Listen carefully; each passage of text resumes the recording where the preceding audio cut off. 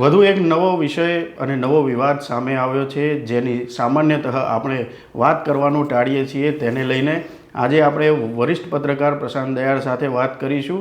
આ વિષય છે વેશ્યાવૃત્તિને લઈને. તો હવે આપણે વાત કરીશું પ્રશાંત દયાળ સાથે.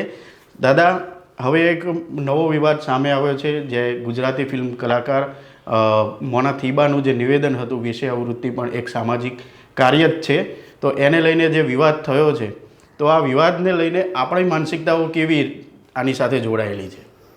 સૌથી પહેલાં તો દર્શકોને મને એવું લાગે છે કે મોના થીબાએ જે કહ્યું એ વિડીયો બતાડવો જોઈએ. અને આ વિડીયો, આ જે એમણે જે વાત કરી છે એ રાજકોટની અંદર એક ફિલ્મના પ્રમોશન માટે આવ્યા હતા. એ દરમિયાન કહી, પણ ઘણા બધાને આ વિવાદ શું થયો, કેવી રીતના શરૂ થયો તેને નથી ખબર. તો પહેલાં મોના થીબાએ શું કહ્યું એ બતાડી દઈએ. વેશ્યાવૃત્તિ પણ આ જે સ્ત્રીઓ કરે છે એ પણ સમાજની સેવા જ છે ને. તો આ વિડીયો તમે જોયો, જેને લઈને વિવાદ ઊભો થયો, લોકો નારાજ થયા અને લોકોએ એવું કીધું કે આ સ્ત્રીઓનું અપમાન છે, મોના થીબાએ માફી માગવી જોઈએ. અને મોના થીબાએ માફી માગી લીધી છે. પણ આ જે વિષય છે, એક શબ્દ છે કે વેશ્યા, એટલે કે દેહ વ્યાપાર આપણે એને કહીએ છીએ. આપણે ત્યાં આ શબ્દને લઈને છોછ છે, વેશ્યા શબ્દને લઈને, પણ ખરેખર એક વ્યાપાર છે. પાછળ જઈને જોઈએ, જ્યારે રાજા રજવાડાઓ હતા ત્યારે એને અલગ અલગ નામથી ઓળખવામાં આવતું. અંગ્રેજો એને પ્રોસ્ટિટ્યુશન કહે છે. રાજા રજવાડાઓ વખતે એને ગણિકા, નગરવધુ, આ પ્રકારના એમને નામથી ઓળખવામાં આવતા હતા. જે સ્ત્રી પોતાના શરીરને વેચે છે આજીવિકા માટે, એને આપણે વેશ્યા તરીકે ઓળખીએ છીએ, કે દેહ વેપાર કરનારી સ્ત્રી તરીકે ઓળખીએ છીએ. મોના થીબાએ જે કહ્યું કે સેવા, એ સેવાનો ભાવ તો આમાં નથી. પણ મોના થીબા કહેવા જુદું માગતા હતા, મને એવું લાગે છે. અને એમણે કહ્યું પણ છે એની આ વિડીયોમાં કે વેશ્યાવૃત્તિ આપણે ત્યાં જે ચાલે છે, અથવા આ વેપાર જે ચાલે છે, એ વેપારને લઈને ઘણી બધી સ્ત્રીઓ સાથે દુષ્કર્મ નથી થતું. કારણ કે બહુ સહજ અને સરળ ભાષામાં જો સમજાવીએ તો આ એક ભૂખ છે, શરીરની ભૂખ છે. આપણે ત્યાં એવું માનીએ છીએ કે આ જે કાર્ય છે, દેહ વેપાર, એ માત્ર સ્ત્રીઓ કરે છે. એવું નથી. આ દેહ વેપારનું કામ પુરુષો પણ કરે છે, અને એમની પાસે સ્ત્રીઓ આવે છે. પણ આ શબ્દ આપણે એટલો બધો એને તિરસ્કૃત કર્યો છે, ધિક્કારવાળો કર્યો છે. જાહેરમાં આપણે એની ચર્ચા કરતા નથી, ચર્ચા કરવાનું ટાળીએ છીએ. પણ આ શબ્દ અને એની આપણી વૃત્તિ, પુરુષની વૃત્તિની ખાસ હું વાત કરું છું, કે દરેક પુરુષને રૂમની અંદર વેશ્યા સાથે રહેવું ગમે છે, અને એ જ પુરુષ રૂમની બહાર આવી વેશ્યાની ટીકા કરે છે. આ એક માનસિકતા છે, અને આ જ માનસિકતા આપણા સમાજની છે. મનોવિજ્ઞાન તો એવું કહે છે કે આપણે સેક્સની પણ વાત નથી કરતા, એની ચર્ચા નથી કરતા. પણ સેક્સ પણ બે પગની વચ્ચેની, બે કાનની વચ્ચેની આખી પ્રક્રિયા છે. તો આપણે પછી એ સેક્સ હોય કે પછી એ વેશ્યાવૃત્તિ એટલે દેહ વેપારની વાત હોય, તો આપણે એની ચર્ચા નથી કરતા, મૌન રહેવાનું પસંદ કરીએ છીએ. અને કોઈ આની ચર્ચા કાઢે તો આપણે નાકનું ટેરવું ચઢાવીએ છીએ. પણ એકલામાં આ બધાને જ ગમતી વાત છે. આ પણ એક વાસ્તવિકતા સ્વીકારવી પડે, જરા પણ દંભ વગર. પણ મોના થીબાએ જ્યારે આ વાત કરી ત્યારે ઘણા બધા લોકો નારાજ થયા, અને એમણે કહ્યું કે સ્ત્રીઓનું અપમાન છે, માફી માગવી જોઈએ. મને એવું લાગે છે કે આ પણ જરા અંતિમવાદી વાત છે.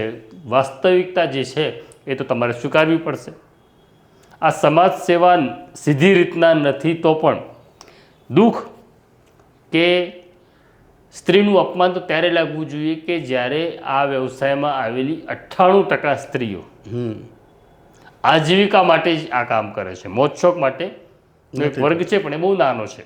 1 કે 2% સ્ત્રી મોજશોખને માટે આ કામ કરે છે.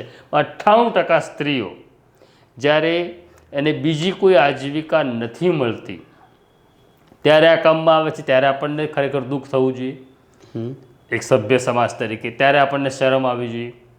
પણ આપણને ત્યારે આ સ્ત્રીઓ માટે શરમ નથી આવતી, આપણને ગુસ્સો નથી આવતો, આપણને દુઃખ નથી થતું, અને આપણે એમને એમાંથી બહાર કાઢવા માટે જે પ્રયાસો કરીએ છીએ એ બહુ નાના છે. ઘણા લોકો કરી રહ્યા છે આ પ્રયાસ. જે લોકો આ પ્રયાસ કરે છે એની આપણે પ્રશંસા પણ કરીએ છીએ, પણ એ પ્રયાસ બહુ ટૂંકા છે.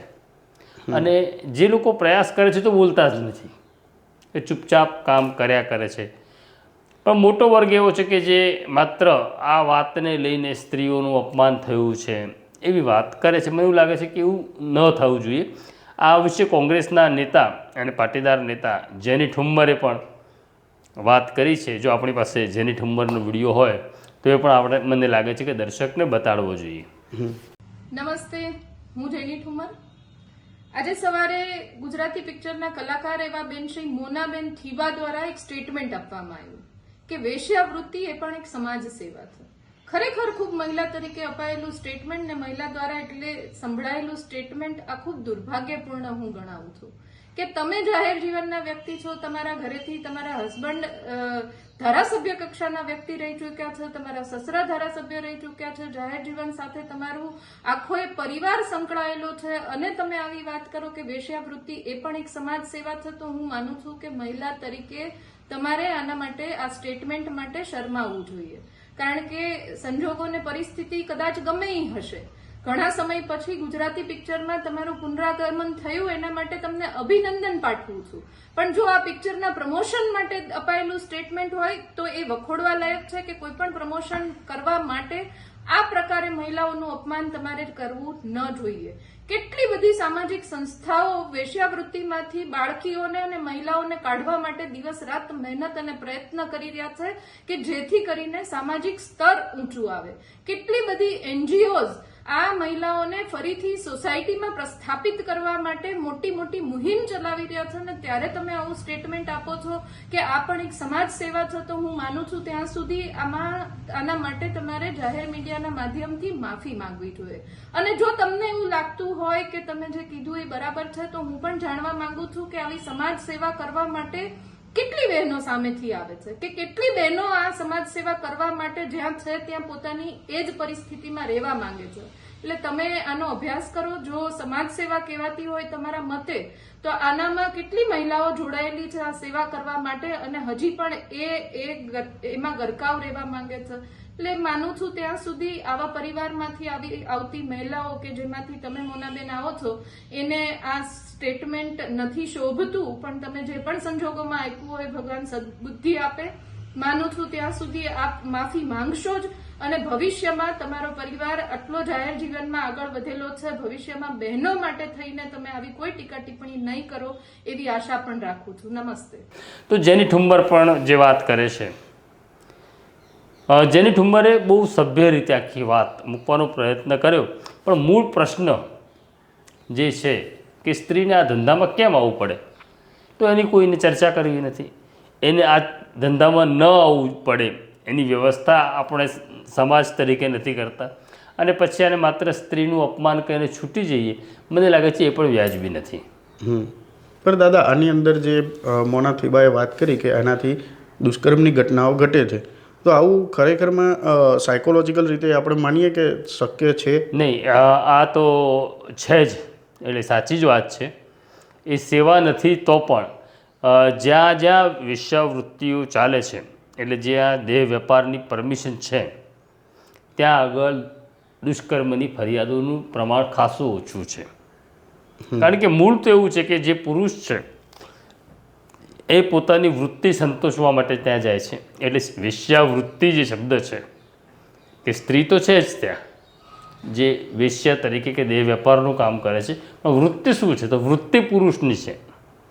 એ પોતાની શારીરિક ભૂખ સંતોષવા માટે, એની વૃત્તિ સંતોષવા માટે ત્યાં જાય છે, અને ત્યાં એને જો એ મળી રહે છે તો એ દુષ્કર્મ તરફથી દૂર જાય છે, તો દુષ્કર્મ આચરતો નથી. આ એક વાસ્તવિકતા છે જેને આપણે નકારી શકતા નથી. પણ હવે આપણે તો આખા પ્રશ્નને સમજવાને બદલે બૂમો જ પાડવી છે.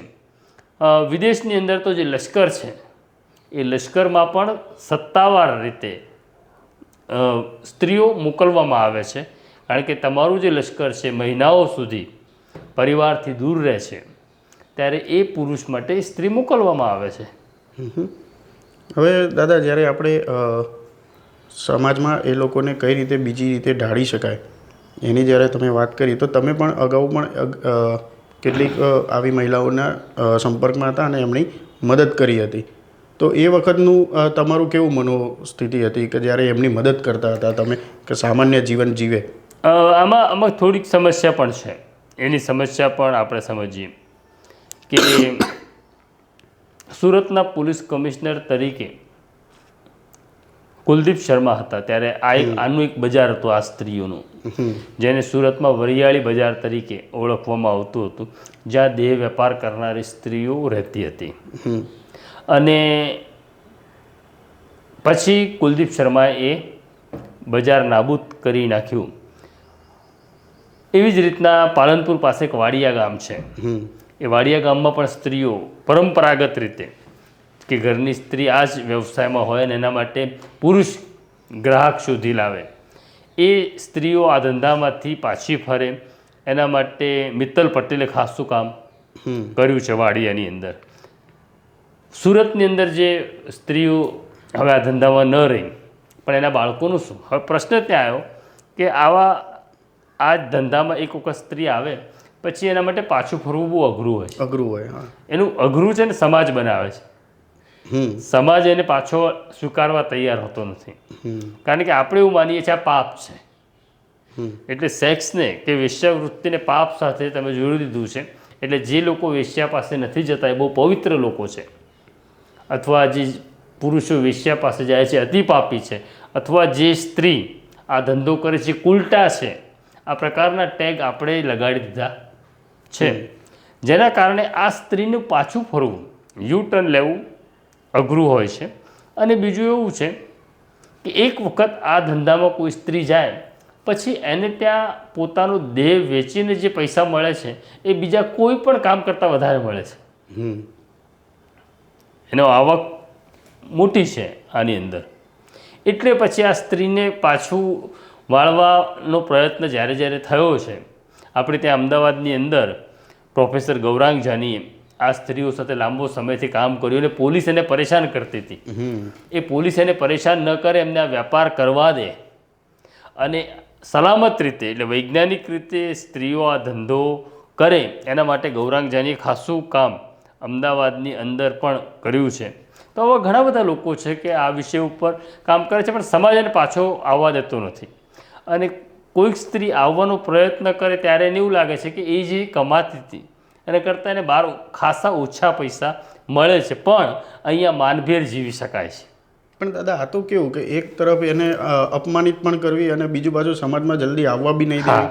એટલે હું એ જ કહું છું ને, બહુ એટલે વિટંબણા છે. આપણે જે દંભીપણું આપણું છે કે એને તમારે સ્વીકારવી નથી. બીજું, તમારે વેશ્યા પાસે જાય છે કોણ? આપણા જ સમાજમાંથી પુરુષો જાય છે ને.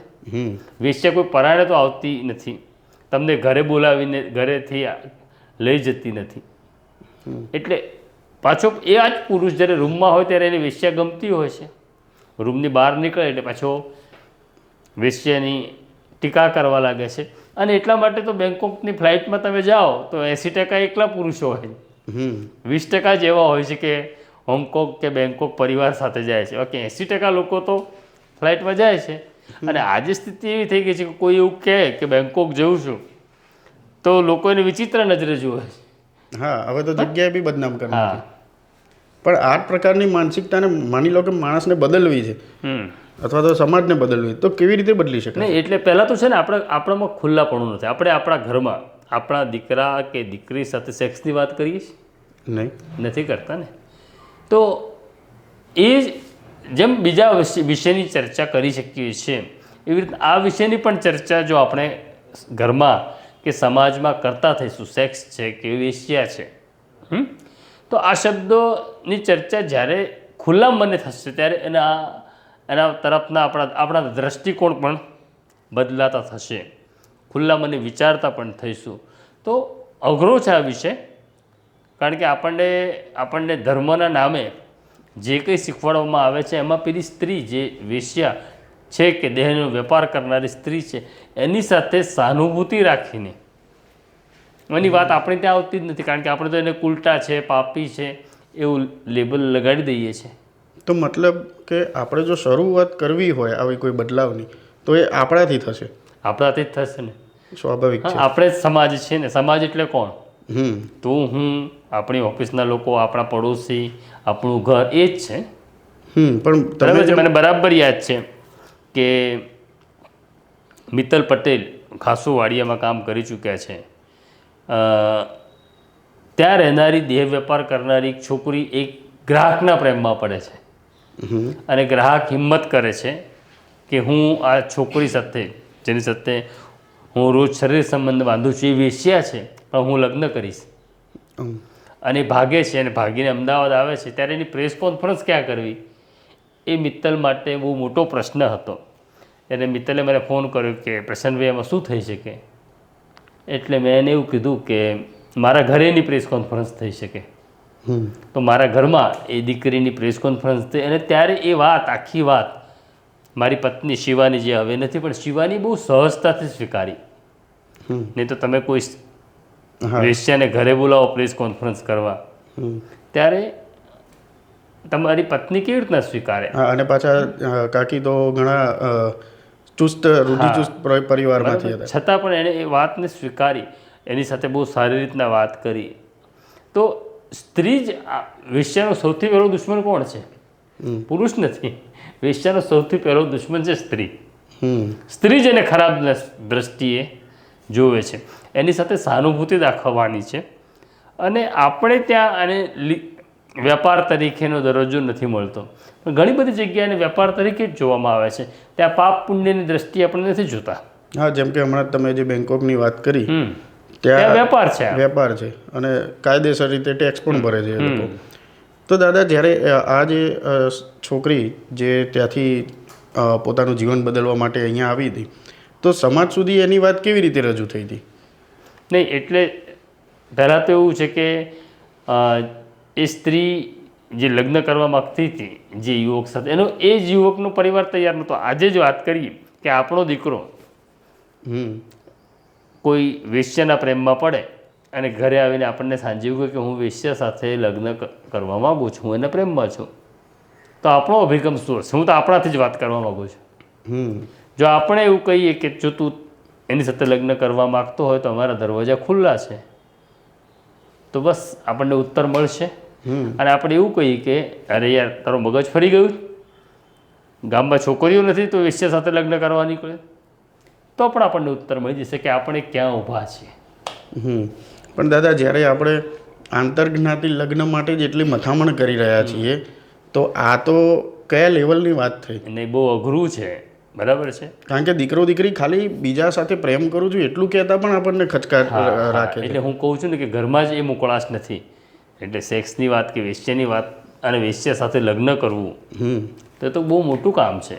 પણ એવી હિંમત અને એટલી મોકળાશ બહુ ઓછા મા બાપ આપી શકતા હોય છે. ને એટલે જ હું કહું છું, આ સ્ટોરી જેટલા લોકો જોઈ રહ્યા છે એમને પોતાને એક સવાલ પૂછવાનો છે. જો પોતે સુધારાવાદી હોવાનો દાવો કરતા હોય, એવા બધા પણ છે કોમેન્ટમાં લખશે ના ના વેશ્યા કંઈ ખરાબ નથી ના. એટલે બે મુકામ છે. એક તો એવું કહે છે કે આ ખરાબ જ છે, આ ધંધો જ બોગસ છે, આ નાલાયક છે, પાપીઓ છે, વગેરે વગેરે જે કંઈ એમને. એક વર્ગ એવો છે કે જે કહેશે ના ના એમાં ખોટું શું છે, વાત સાચી છે મોના થીવાની. પણ એ જે મોના થીવાની વાત જેને સાચી લાગે છે એને પણ તમે એવું પૂછો કે તમારે તમારું બાળક જો કોઈ વેશ્યા સાથે કે દીકરો લગ્ન કરવા માગે છે તો શું જવાબ આવે છે એ બહુ અઘરો છે. હા, એટલે આ તો વાત એવી જ થઈ કે બધાને ભગતસિંહ તો જોઈએ છે પણ આપણા ઘરમાં નહીં. આપણા ઘરમાં નહીં. ભગતસિંહ પડોશીની ઘેર જન્મે ને તો બહુ વાલો લાગે, કારણ કે પછી તો આપણા દીકરાને થોડી ફાંસી અપાવાય. સાચી વાત છે. તો મિત્રો, આ હતી પ્રશાંત દયાળ સાથેની વાત. અને હવે તમે આ જે વિષય છે તેને લઈને પોતાની સાથે મનોમંથન કરજો. જો તમે અન્ય સાથે જ ચર્ચા કરી શકતા હોય તો એ પણ કરજો. અને આખરે તમે શું નિષ્કર્ષ પર પહોંચો છો એ પણ અમને જણાવજો અમારા કમેન્ટ બોક્સમાં. તો અત્યારે હાલ અમને અને મારા સાથી સોનુ સોલંકીને રજા આપો. નમસ્કાર.